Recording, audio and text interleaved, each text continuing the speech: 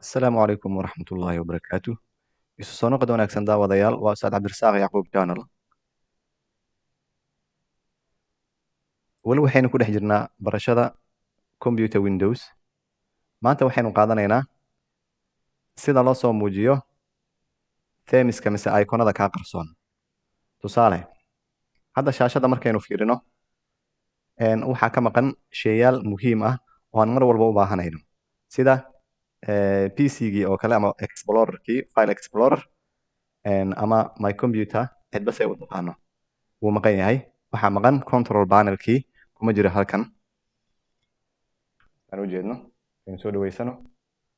Kuma jiraan hadda halkan ugama jeedno My Computer-kii, documents-kii, control panel-kii, waxyaabahaas dhammaan way qarsan yihiin. Haddaynu u baahano inaanu soo muujisano, maxaynu samaynaynaa? Waaye. Aynu galno kow.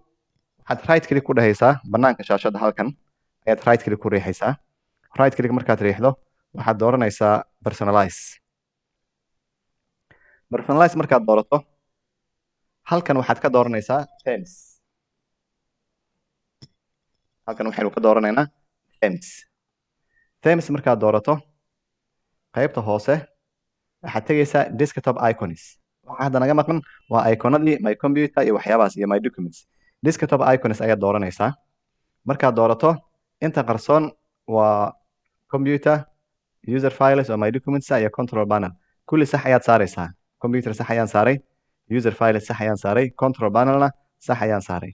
Apply iyo okay ayaad riixaysaa. Iska xirkan marka. Waxaad arkaysaa intiiba way ku soo darsameen aynu arrange gareyno. Waxaad u jeedaa this PC iyo My Documents-kii iyo control panel-kii intaba way soo muujismeen. Marka dad badan ayaad arkaysaa oo kuwan ay ka qarsan yihiin habka loo soo muujisana aanan aqoonin ama shortcut isagoo halkan ku soo darsanaya. Marka haddii ay kaa qarsoomaan nidaamkaas ayaad maraysaa. Oo habka loo soo muujiyo iconada desktop-ka kaa qarsoon. Waaye. Waxaynu ku darsanaynaa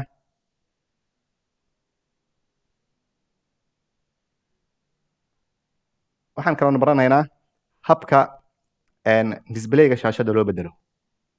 Shaashadan hadda waxaa ii saaran background madow ah. Haddii aan rabo inaan bedelo maxaan samaynayaa? Waa isla meeshii hadda uun right click ayaad ku dhahaysaa meel bannaan. Waxaana dooranaysaa personalize. Windows 10 hadduu ku jiro personalize ayaad dooranaysaa. Kadibna waxaad halkan ka dooranaysaa themes. Theme ayaanu dooranay. Theme markaad doorato themeska kuwan halkan yaala kaa doonto ka dooro. Tusaale flowers midkan ayaanu dooranaynaa hadda. Markaad doorato isla markii waxaad u jeedaa shaashadii way isbedeshay oo waxaa noo saaran ubaxaas. Waayahay habkaas waa habka loo bedelo shaashadii.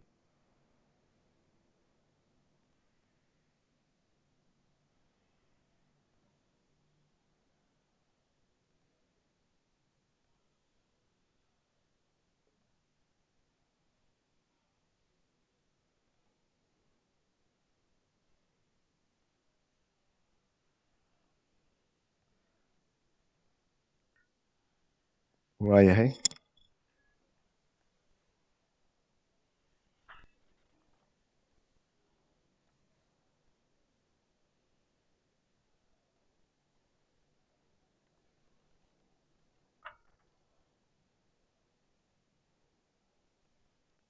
Waxaynu qaadanaynaa habkaad u dooran lahayd sheeyaal badan oo meel ku yaala.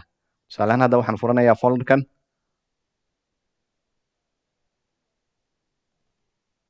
Folderkan ayaan furtay. Waxaan rabaa inaan doorto dhowr shay oo halkan yaala. View-ga aan bedelo. Dhowr shay oo halkan yaala ayaan rabaa inaan bedelo. Dhowr shay oo halkan yaala ayaan rabaa inaan doorto. Doorashadana waa sidan oo kale inaad ka dhigto dhammaan. Waayahay. Midka ugu horeeya ayaad dooranaysaa. Kadibna waxaad qabanaysaa shift. Furaha shift la yiraahdo. Midka ugu dambeeya ayaad riixaysaa. Dhammaan way isla dooran yihiin. Aynu ku celino. Midka ugu horeeya dooro. Shift riix. Midka ugu dambeeya dooro. Intaas waa selecting range of objects. Waxaad kaloo samayn kartaa control A. Control A inaad riixdo dhammaan way ku doormayaan. Waad ku dooran kartaa dhammaan. Haddii aad rabto inaad doorato separate objects, shayyaal kala gedisan ama dhowr shay inaad halkan ka doorato haddaad u baahato, waxaad riixaysaa control kadibna waxaad ku dhufanaysaa adoo control sii haya weli midka aad rabto inaad doorato waa kana control ayaan hayaa midkaan rabo ayaan doortay intaasna waa doorashada sheeyaal kala gedgedisan habka loo doorto amaba inta halkan ku jirta dhammaan sida loo doorto doorashada waa intaas casharkeena maanta halkaas ayaanu kusoo koobaynaa asxaabteena nala socotay aad bay ugu mahadsan yihiin asxaabteena hore noogu xirnayd aad bay ugu mahadsan yihiin daawashadooda iyo waqtigooda qaaliga ah asxaabta nagu cusubna waxaynu ka codsanaynaa inay channelka subscribe saaraan oo ay la wadaagaan asxaabtooda aad iyo aad baad u mahadsantihiin asalaamu calaykum waraxmatullaahi wabarakaatu